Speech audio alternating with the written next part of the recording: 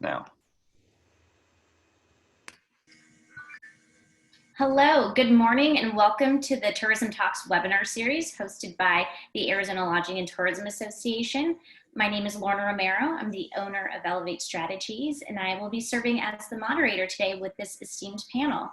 We will be having Q&A near the end of the program, so please submit your questions via the Q&A chat box throughout the event. Also, the webinar is being recorded, and a link will be provided to attendees in a follow-up email. Unfortunately, Scott Joslev with the Texas Hotel and Lodging Association had a last-minute conflict and is unable to join us this morning. We plan to include Scott in a future panel discussion so we can hear all about the TMA success stories in Texas. But before I introduce our esteemed panel, I'd like to recognize our webinar sponsor, Visit Tucson. Brent, would you like to say a few words? Thanks, Lorna. Good morning, everybody. Thanks so much for joining us. On behalf of us at Visit Tucson, we're really excited to have you with us today. I think it's a really important conversation, and I'm just thrilled that AzLTA, Kim, thank you, that you're giving us this opportunity to be able to come forward with this.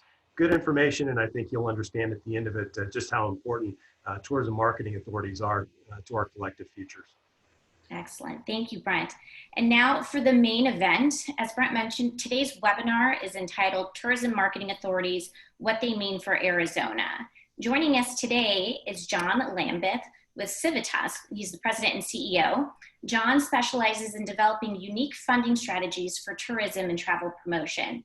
As a special districts lawyer, John has been working with groups of hotels and DMOs for 20 years. And has revolutionized the funding paradigm for destination marketing throughout the United States. John has assisted in over 300 improvement districts, including 177 tourism-funded districts, and has drafted tourism funding legislation in 16 states. He's a former board member of the U.S. Travel Board and is currently the chair of the Destination International Foundation Board. And he's also the general counsel for CalTravel.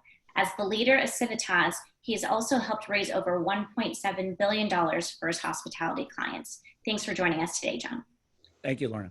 We also have Brent Durad, President and CEO of Visit Tucson, and he's also the chairman of the Arizona Lodging and Tourism Association Board of Directors.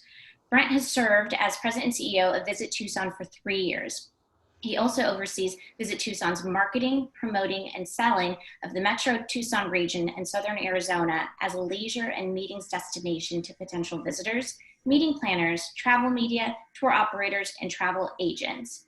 Durad came to Tucson from the Scottsdale Convention and Visitors Bureau, where he spent 10 years, the final 6 as the organization's executive vice president.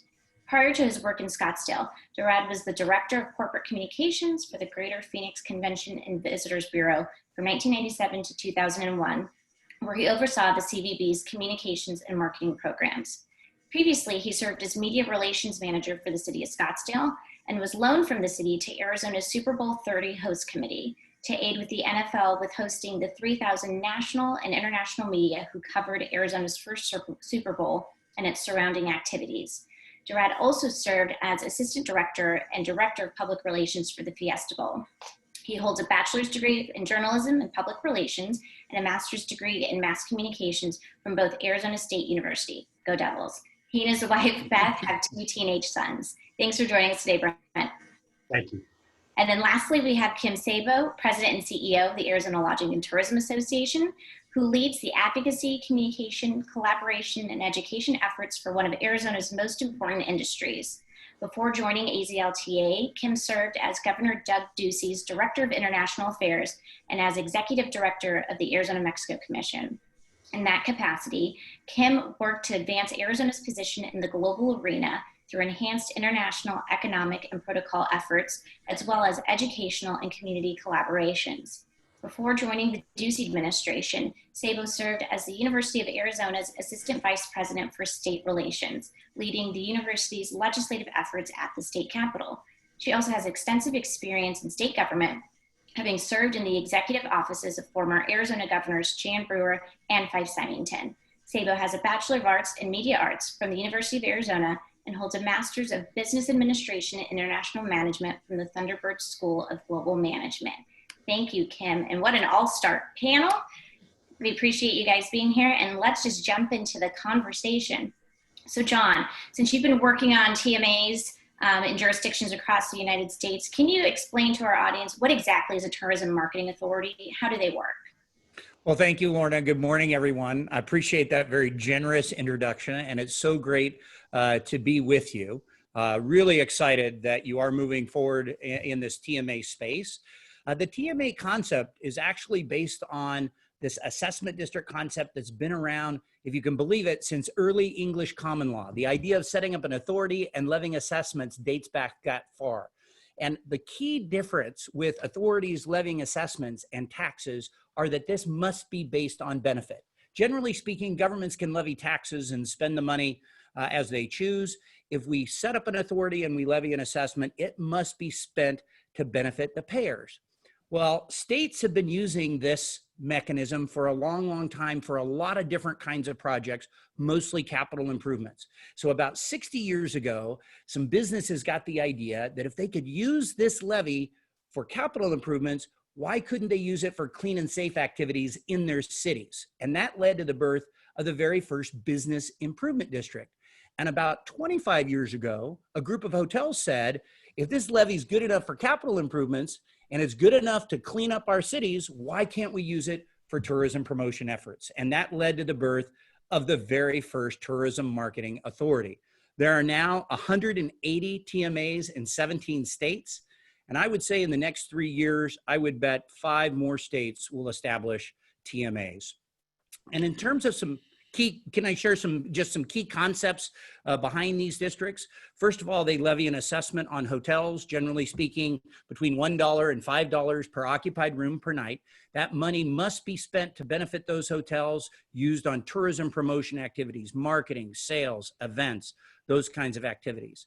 These districts aren't permanent. What hotels and DMOs have said is we want these to be accountable. So they're set up for a period of time and then they automatically go away. Your legislation that's pending says 10 years is the maximum before you have to go back and the hotels and the local government must say it's okay again. These are quintessential public-private partnerships. It is the private sector designing the program and managing the program and the public sector providing important oversight over the programs. It requires a broad consensus of the industry to put these together. In fact, your legislation says 67% of hotel support is what you need. So you can imagine this is most of the hotels saying this is something we want. And it also requires the local government to say they want it to move forward. If either group doesn't want it, it doesn't happen. And the funding must be supplemental. It can't supplant money that's already being spent on tourism promotion.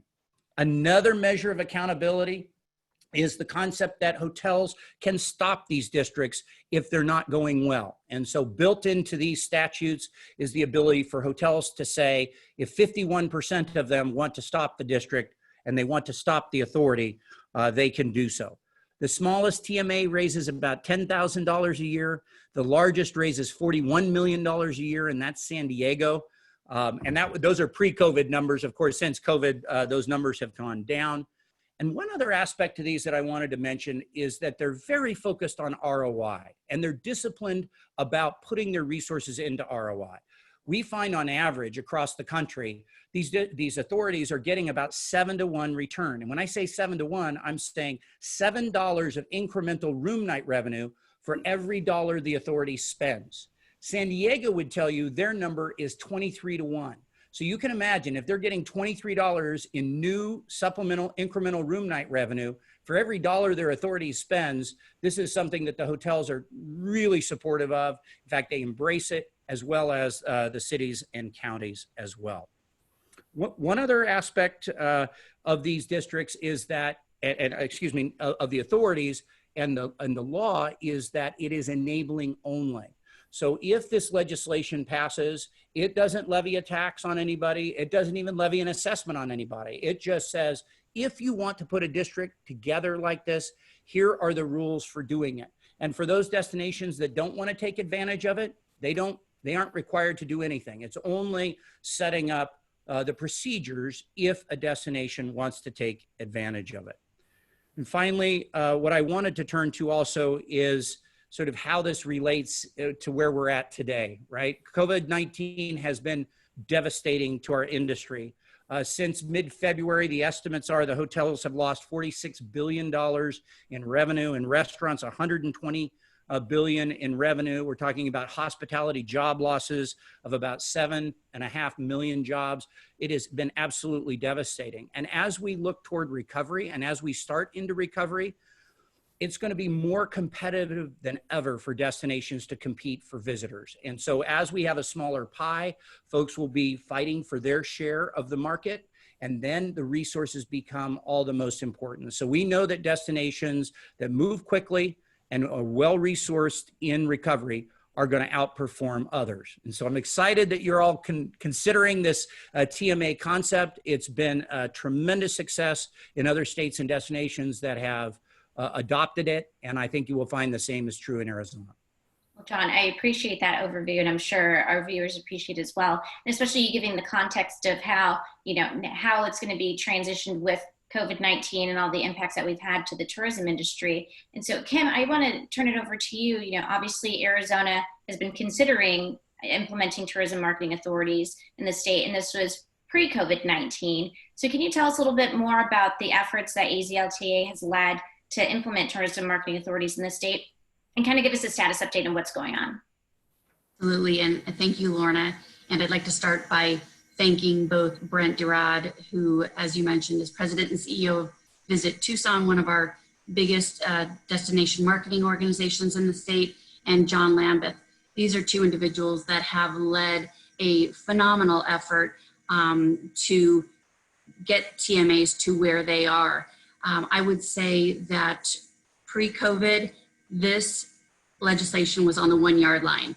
Great, broad, bipartisan support for this concept, and a lot of work had gone into it. Again, led by Brent, John, and many, many others. Laura Magnus, Barry Aarons, Jaime Malera, just a fantastic, broad coalition of not only industry leaders, but broad community and business leaders, understanding that this, again, would be a tool in our toolbox for the industry. I feel as though the industry is constantly challenged with being innovative. So this, just as our health and safety standards that we have led on as solutions, this is an economic solution. And when you mention COVID, it's a self-help tool now more than ever.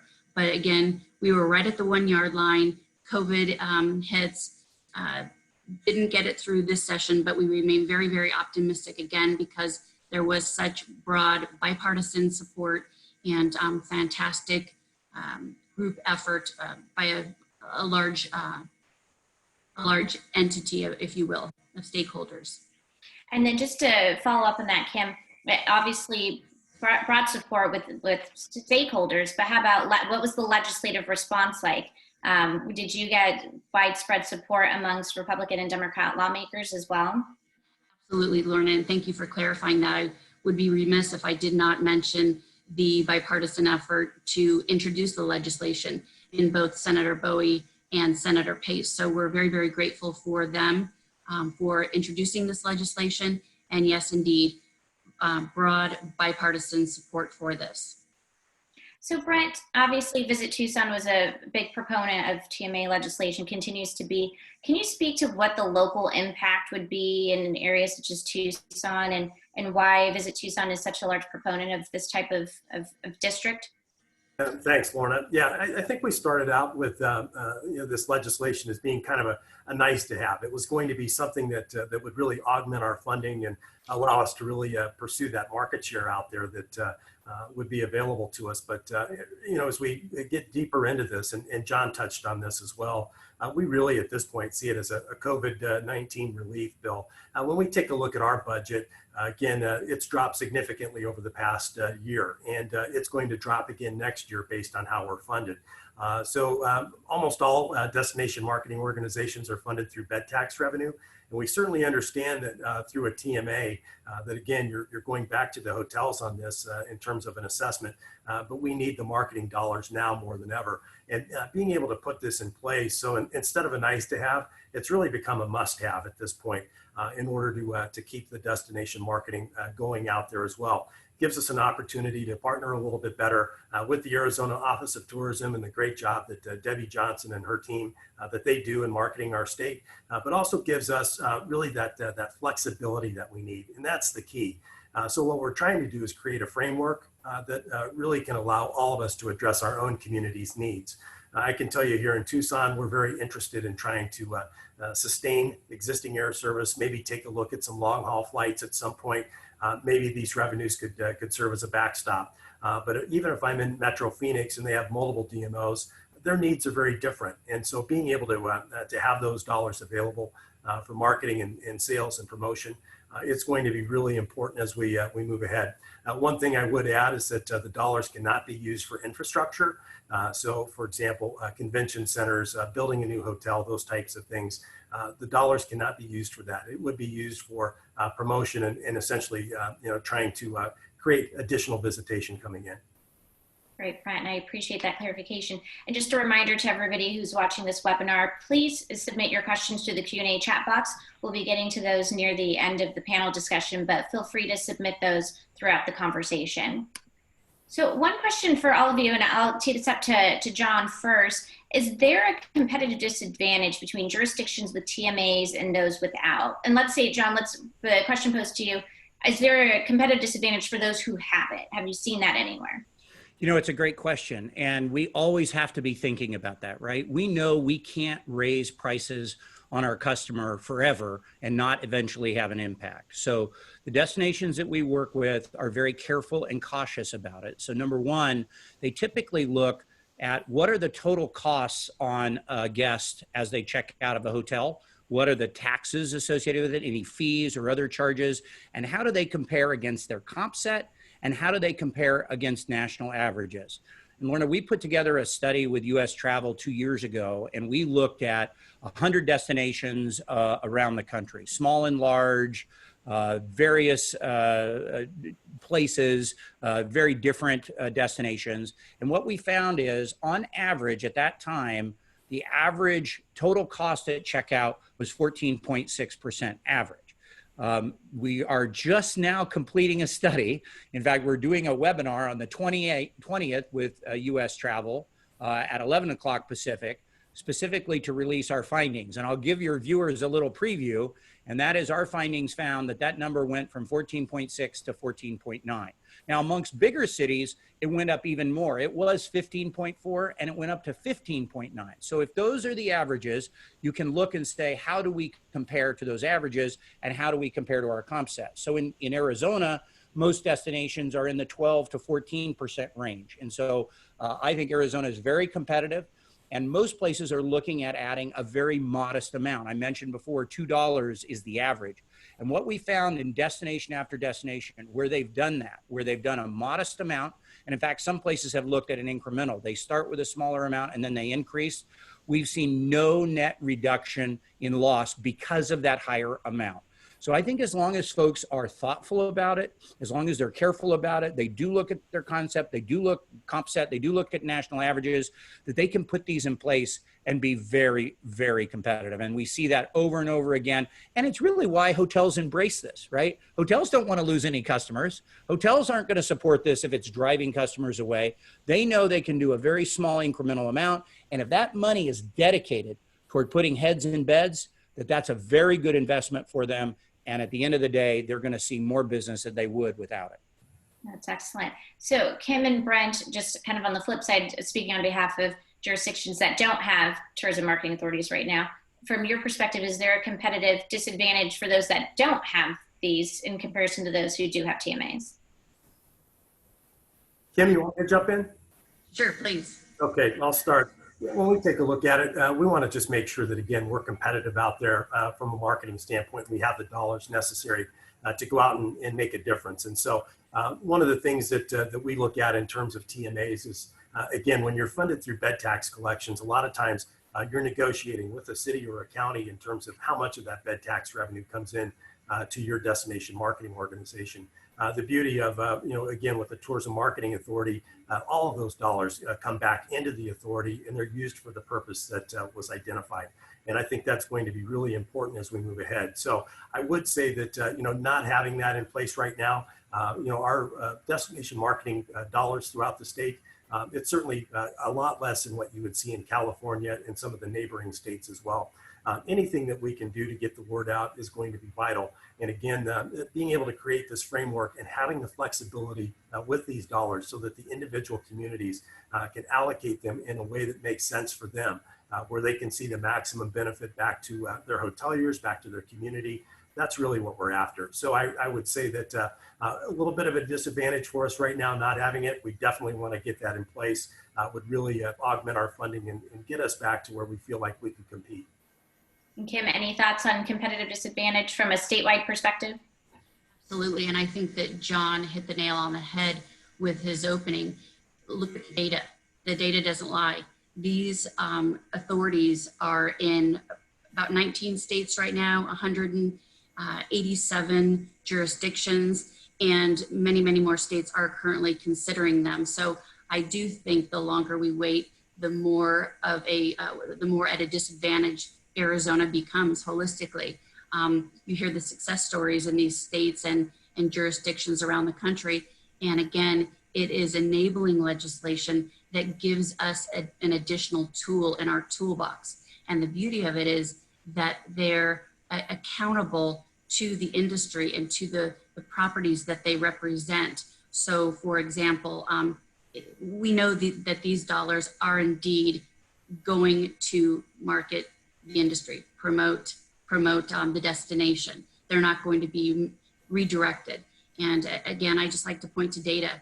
And I think the data reflects that they are successful, and time is of the essence for Arizona to get this across the finish line. I think it would be very, very instrumental as we begin to recover and rebuild out of COVID. And again, I'm so proud of this industry. I feel as though we're being so innovative and we're constantly coming up with solutions. And this is a solution that is a fantastic solution from an economic perspective now more than ever.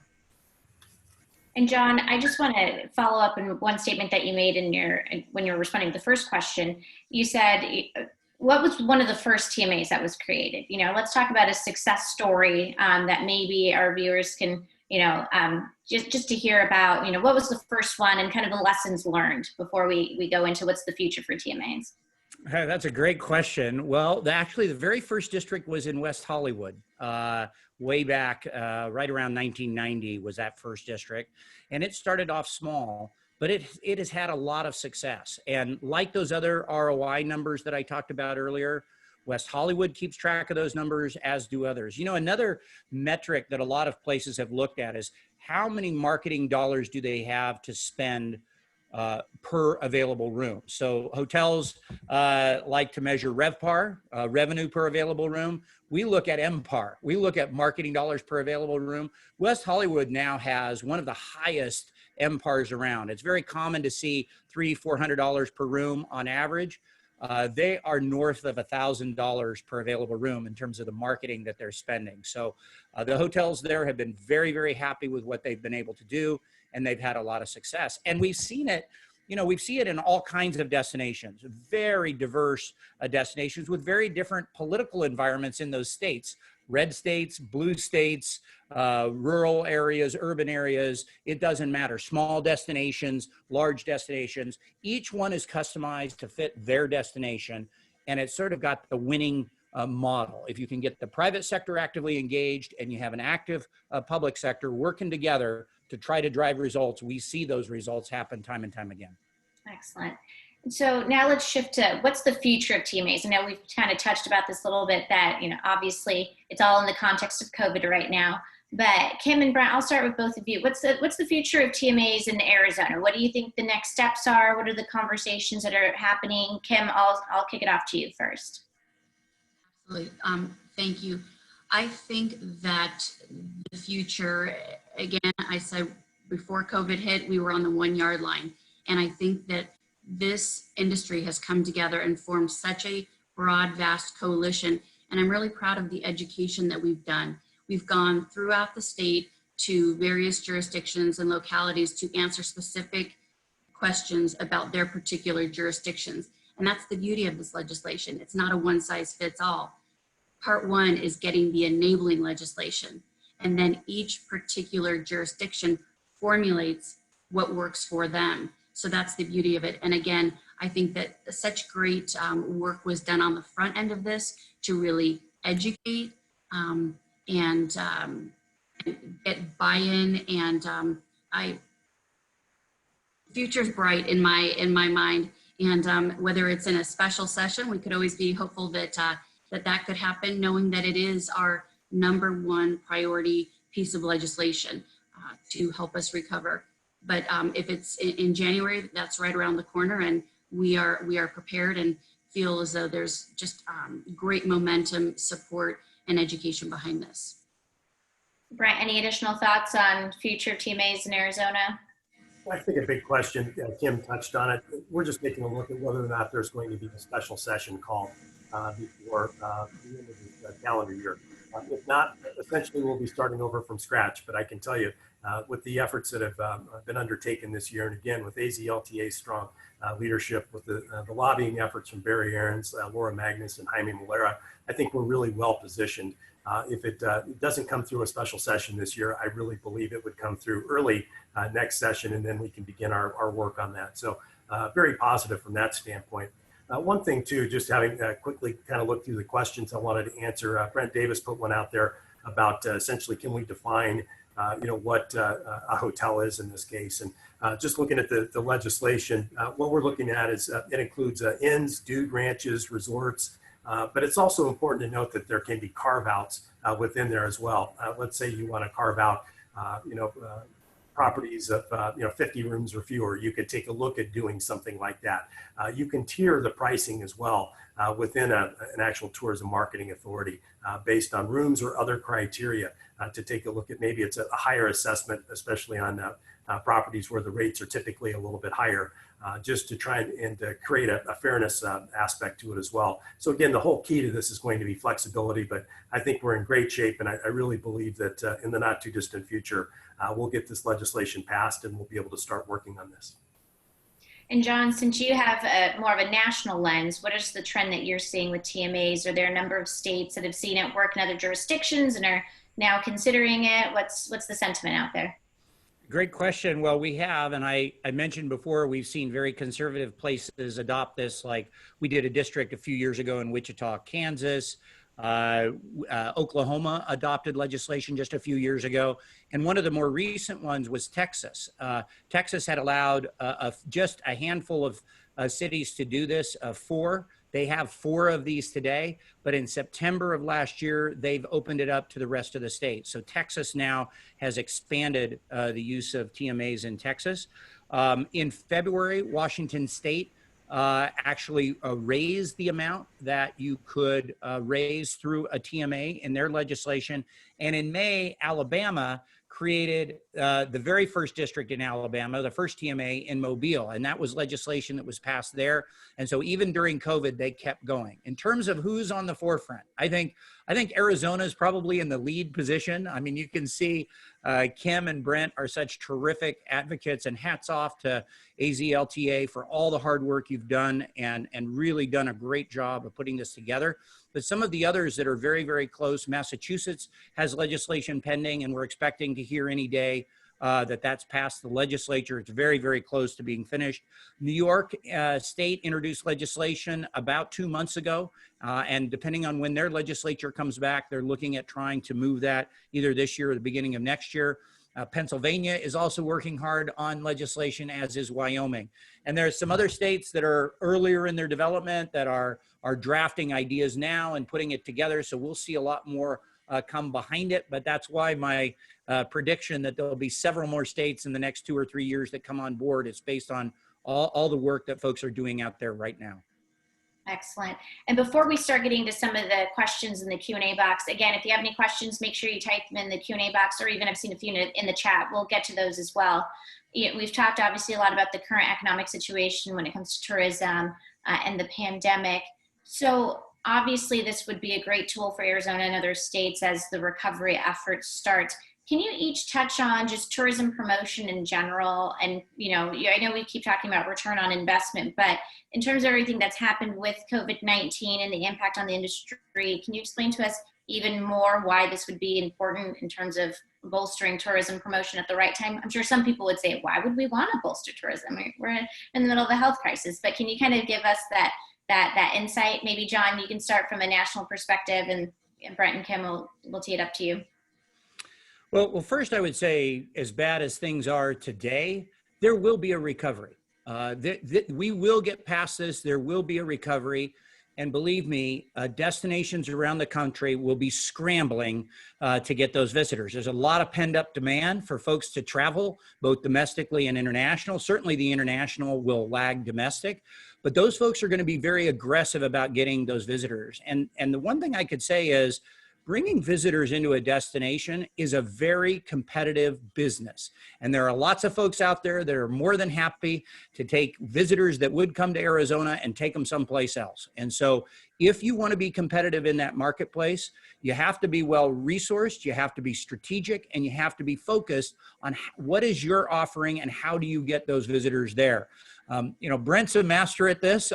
This is not my bailiwick, but we sure watch it. And I can tell you what we see is organizations that are strategic, that are well-resourced, that are moving, are doing much, much better and essentially taking market share away from those destinations that don't. And when they take the market share, that not only hurts hotels, but it's all the tax revenue. It hurts the restaurants. It hurts the other businesses, the attractions, the retail stores, all the others that benefit when we bring more visitors into a destination. So it's critical to be competitive, and this is one way destinations ensure that they are.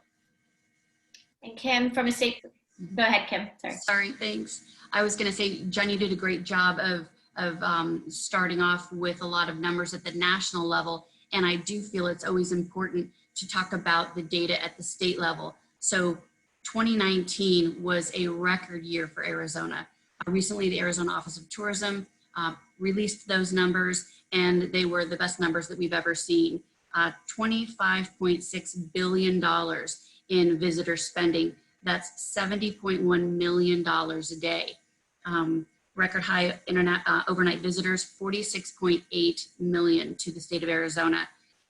Again, March rolls in, we're thinking, okay, best numbers ever, 2020 is going to be even better.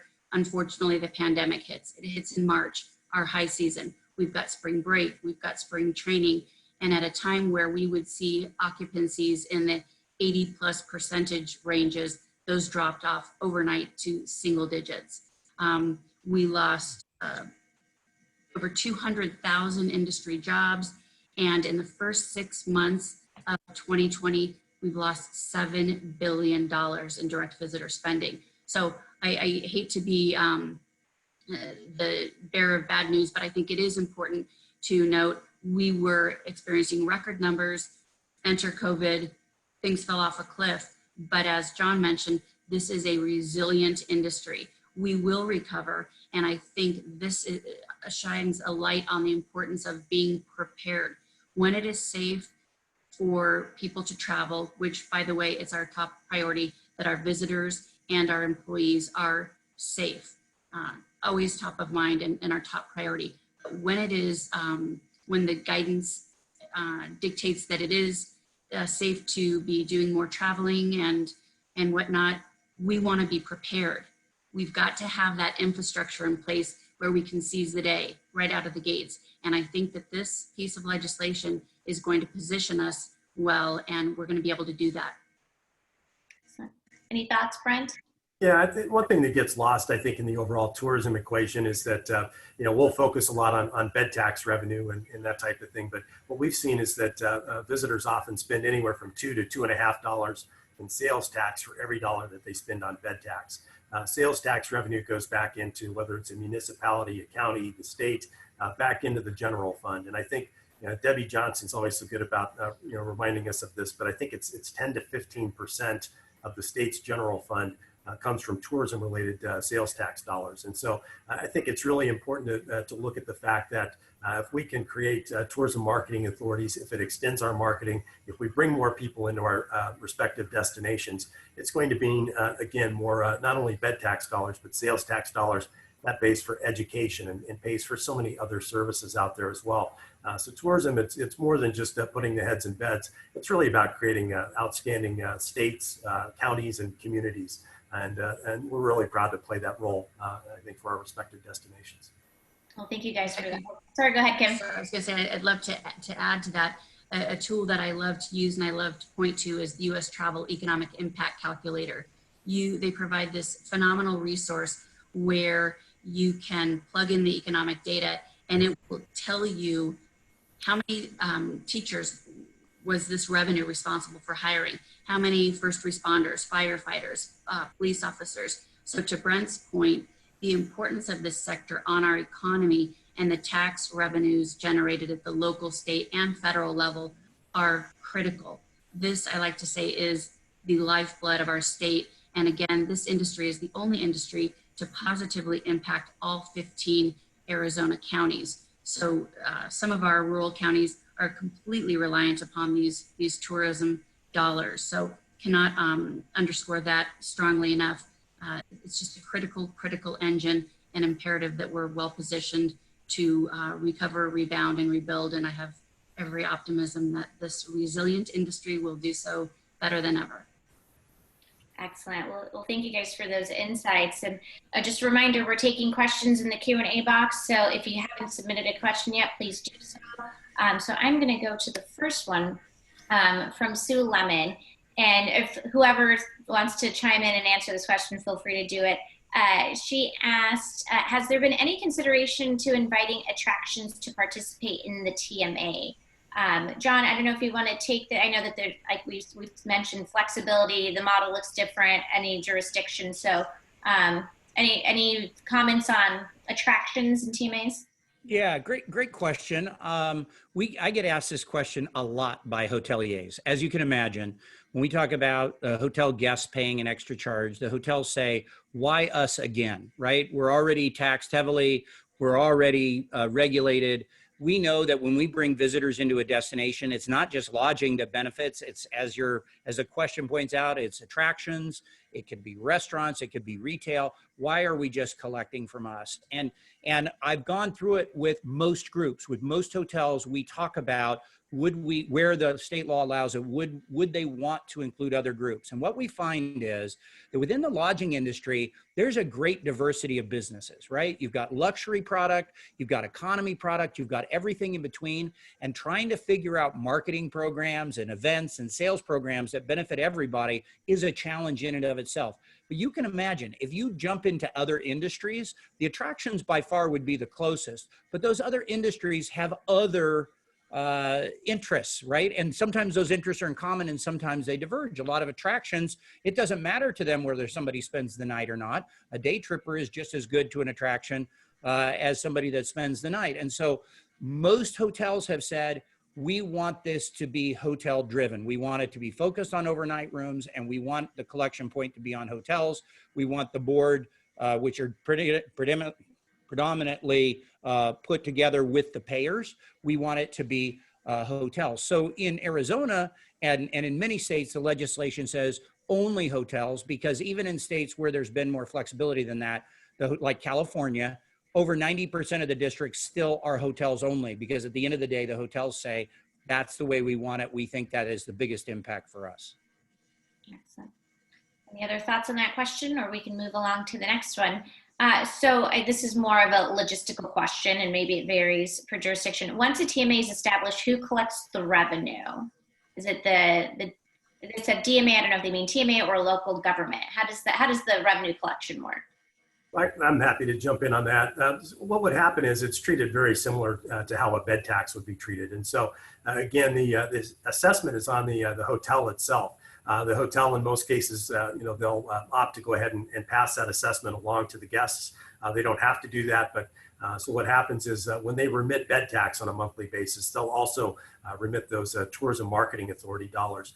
So the chain is, it's collected by a hotel, goes, then to the Arizona Department of Revenue. The Department of Revenue splits it out, and then they send it to the respective jurisdictions. Those jurisdictions, again, whether it's a city or a county, they'll go ahead and then fully fund the actual authority itself. You can work out if you want to take a look at a handling fee for your specific county or municipality. You can certainly take a look at that through the authority itself. But it's really just very similar. A hotelier, if they're remitting bed tax, follow the same process when it comes to the Tourism Marketing Authority revenue. Excellent. Anything else to add, John or Kim, on collection? Okay. Our next question is, as DMOs need to shift their ROI post-COVID, what are examples of the focused or ROI strategies needed in utilizing these funds? That'd be great for you again, Brent, if you're... Yeah, I think what it's going to come back to, John cited some outstanding numbers in terms of measuring that return on investment. I think a big part of it is, again, once the enabling legislation's through, then kind of really comes the hard work, if you will. And that's when you sit down again with the hoteliers and then also with the respective municipalities or counties. And you take a look at what are your community's specific needs? What is it that you want to fund? And then you put together, again, there's all kinds of, again, accountability with this. The dollars have to be segregated. You have to account for those separately. I know that we'll be audited on that on an annual basis. But part of that's going to be going back and putting together performance measures where you can look at that return on investment and how you want to measure it. Kim, you even touched on some of the economic impact calculator tools that are out there and available. I know a lot of times we'll utilize that too, especially when it comes to meetings or sports related bookings, in some cases events as well. But there's certainly opportunities for us to go and take a look at how to calculate that. For us as well, one of the biggest successes we've had and one of the areas that we would invest in through a TMA is through earned media. So in other words, working with media out there as well and being able to, there's a lot of different calculators on that, but being able to gauge the earned media. So I think it just goes back to your community's specific needs, being able to go back then and put together the ROI necessary to ensure that those dollars are generating the results that everybody's looking for. I'd like to add, I think that the beauty of this model is that this is industry designed and driven, and it's industry dollars. And each jurisdiction will probably have different needs for that money. And that those particular jurisdictions can decide and allocate where those dollars are to be spent, because Tucson may need something different than Phoenix, than Scottsdale, than Mesa. So I think that's the beauty of it, is that it's industry driven. Yeah, and the one thing I would add is I think right now, Lauren, I think DMOs have been placed in a terrible position, right? I mean, it's balancing what they do and what they do best, which is getting people to travel, with issues associated with the virus, right? And so we've seen them do some remarkable things. I think DMOs around the country have stepped up like we've never seen before, giving information to local customers, passing out PPE, doing things to help their local restaurants. They've really become very local focused. So we see a lot of TMAs right now, either developing campaigns, more getting ready for staycation campaigns or close-in drive market campaigns. We know that domestic is going to come back before international. We know that drive markets are going to come back before fly markets, right? And we know that leisure is going to lead us out of this, not group. And so they're really sort of looking at that, and they're balancing how can we still encourage people to travel where it's safe and where they can do so safely, with being careful with the COVID-19. I don't know how they do it. It's really difficult. In the early days, we saw a lot of destinations say, don't travel, right? Because we didn't know enough about it. I think we're past that now, and destinations are really grappling with it. But that's where we're seeing those marketing and sales activities really focused, is on those kinds of activities to be responsive to the fact that we are in this pandemic, but at the same time recognize that travel brings so much to our communities, so much in the way of jobs, so much in the way of tax revenue, so much in the way of things that we all need in our communities. Travel is an incredible engine for that. Another question that we have Are some TMAs or TBIDs written stronger than others in terms of having the right legal protections built into the legislative framework to avoid local government agencies or councils from taking the funds to support other general fund initiatives? Wow. That's quite a question, and it's a good one. It's a good one. The answer is yes. There is a variety. I would say, in my experience, having worked with these for 20 plus years now, and I think that just makes me really old. I don't know what else I can say about that. But what we found is the most effective is the fact that not only do we need both entities, the city, and if it's in the county, and the hotels to say okay to this, but we also have a mechanism for folks to say no more. I mentioned before that there are sunset clauses. So we know automatically that it's going to go away, right? We don't have to organize to kill it. If there's a problem, we know at the end of the period, at the end of the term, it's going to automatically go away. And the only way it continues is if all those groups get together again and say they want it. But the other biggest single important aspect of these, and you have it in your legislation, is that a majority of the hotels can stop the TMA. And so if there are problems with it, if there are issues about the money not being spent according to the original developed plan, they ultimately have that right to get rid of the TMA. And that has worked beautifully. It makes the districts very accountable, as you can imagine. It makes them accountable to the cities. It makes them accountable to the hotels. And really what we've seen is that measure has kept them on the right track, and it's built into your legislation. Excellent. Thank you for that overview. One other question is, does the TMA revenue replace any of the revenue raised by bed taxes partially, or is this all new dollars? I know, like before I've said jurisdictions are different, but Kim or Brent, maybe you want to talk about the Arizona model, and then John. I pitched to Brent again. Brent has just been at the forefront of formulation of all of this, and nobody can answer this better than Brent, so I'll defer to Brent. I learned from John many years ago, there's the three-word phrase, augment, not supplant. And that's really what it comes down to. These dollars are meant to add to what we're doing out there and not replace in any way, shape, or form dollars that would come in, again, through your agreements with a county or a municipality. We need those dollars to be able to get out there and work for us and generate those new visitors and the wonderful impacts that we've talked about here today. So yeah, this is, I think anytime those dollars, and that's where, again, the poison pill came in. One of the provisions in there takes 67%, or hoteliers representing 67% of the rooms need to vote to authorize the TMA, but only 51% have to vote to disestablish it. And if it comes down to a scenario where you've got some dollars coming in through the TMA, and again, your primary funding jurisdiction decides, well, gosh, we're going to reduce your bed tax allocation by that amount, I could see a real quick 51% voting to disestablish.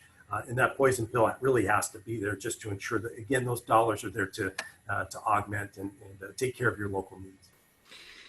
And Lorna, the one thing I'd add is that this is a threshold issue for hotels, right? If we go to the hotels and say, we want to raise the cost on your customer, and all we're going to do is trade out dollars that you're already spending on your promotion efforts, how do you feel about that? I would say we're not even going to get to 50%, say nothing of getting to 67%. So we go in with the threshold position, and it has to be that these dollars are supplemental. And if folks are thinking otherwise, if they're thinking trading out, then no TMA. The TMA is designed to be supplemental. That's a key ingredient of it. It's the only way that hotels are going to support it. And the hotels and the local government have to agree on that in order to go forward. Excellent. I appreciate that clarification. So we have one question that's obviously part of the most recent breaking news we got yesterday, but I'm going to switch it a little bit.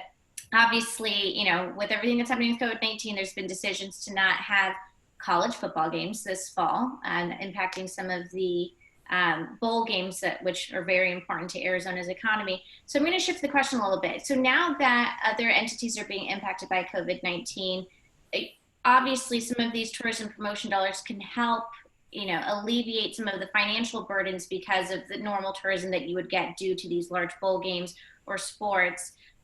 What are your thoughts? I mean, I would imagine, Kim and Brent, that has to be part of the you know, the sentiment in the state of, okay, when we're ready to start promoting again, how do we kind of supplant or fill in those dollars that we're going to lose for college football? Just your thoughts on that. I know there's one bowl game down in Tucson that's a big revenue driver, but have there been, I know it's breaking news, but conversations of how do we regenerate that type of tourism revenue through potentially TMAs and other tourism promotion? Kim, you want to start or you want me to take it? Go ahead. Okay.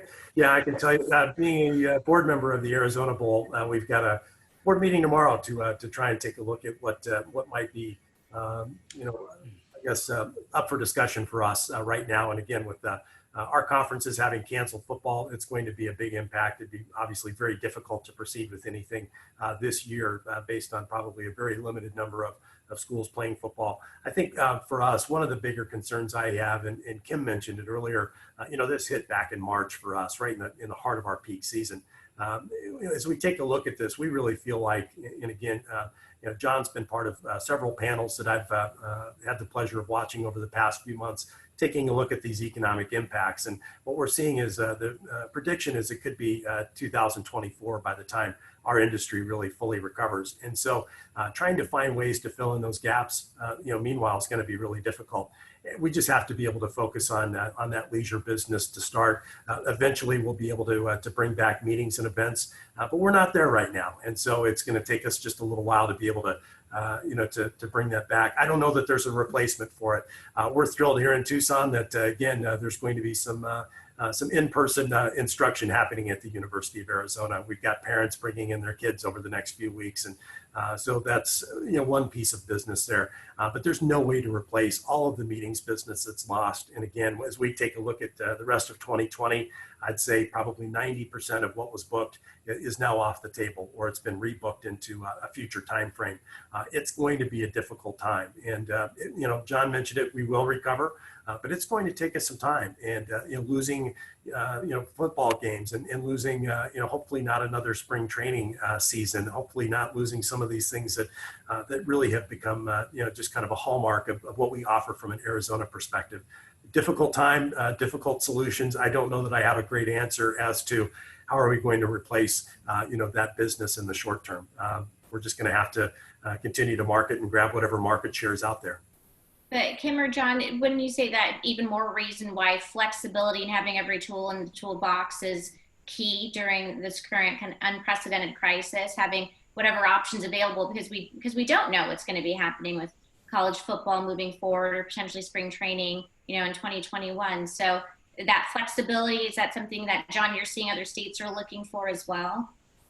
Well, absolutely. And the resources makes a big difference, because while we might not know today what that campaign looks like in January or either first, second, third quarter next year, having the resources to be able to tell the story is critically important. And these things don't happen overnight, right? I mean, we can't just turn on the switch and all of a sudden DMOs have the funding that they need, right? This takes time, as you know, and as Brett and Kim know, they've been fighting this fight, to get the legislation passed and doing a wonderful job of it. And then locally, they have to go through a process to do it.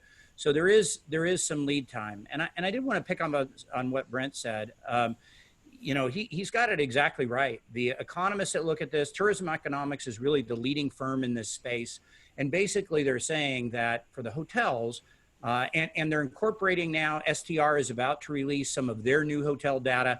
And what it's suggesting is that although occupancy may come back, and now they're assuming a vaccine by the second quarter of next year, assuming that happens and we get out of the crisis phase of this, and we're just back now to the economic challenges, hotels can recover their occupancy fairly quickly. End of 2022 into 2023 is what they predict. But getting back rate when rate drops is very, very difficult, and it takes longer. And they're predicting right now that it will be, as Brent said, 2024 before that rate comes back and we see those revenues back to 2019 levels. So all the more important to be competitive, all the more important to have resources, all the more important to be prepared for when that day comes to be able to launch those campaigns and be very competitive and get your fair share of the visitors. John, you just nailed it. Preparedness.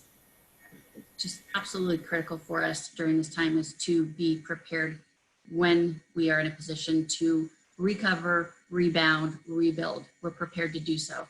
And that's exactly what this TMA legislation would enable us to do.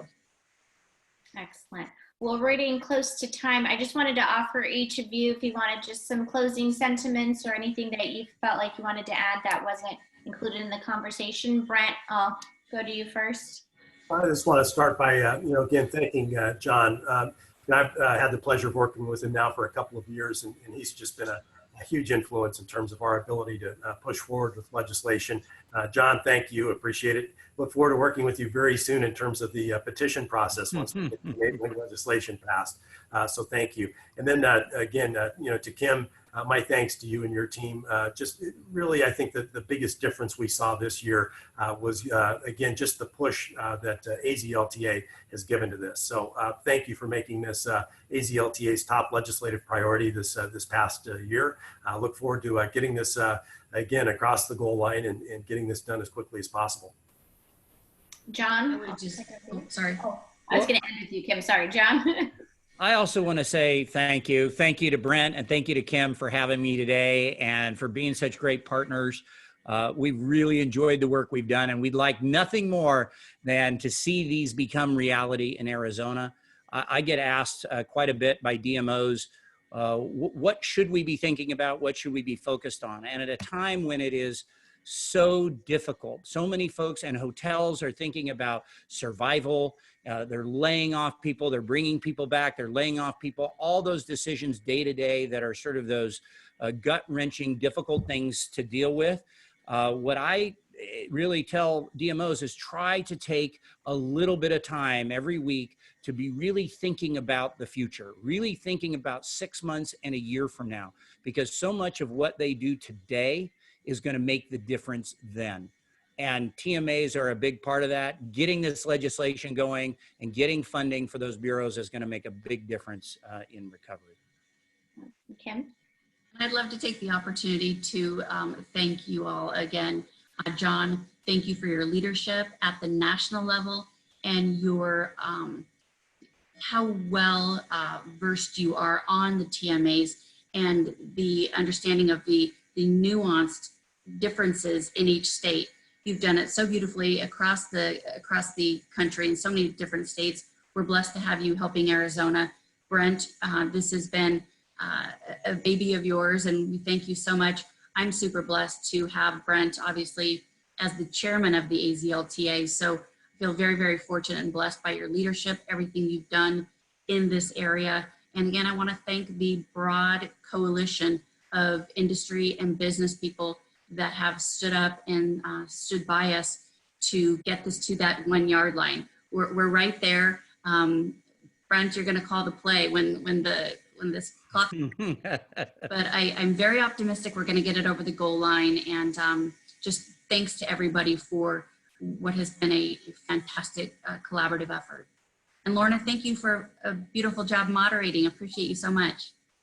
Well, thanks, Brent, Kim, and John for a wonderful panel discussion. Thank you to all of the attendees. Also, a special thank you to the AzLTA team for doing all the logistics for our Zoom webinar. For those of you who have not signed up for our next webinar series, it is entitled Restarting International Tourism. That'll be 1 week from today, same time, August 19th.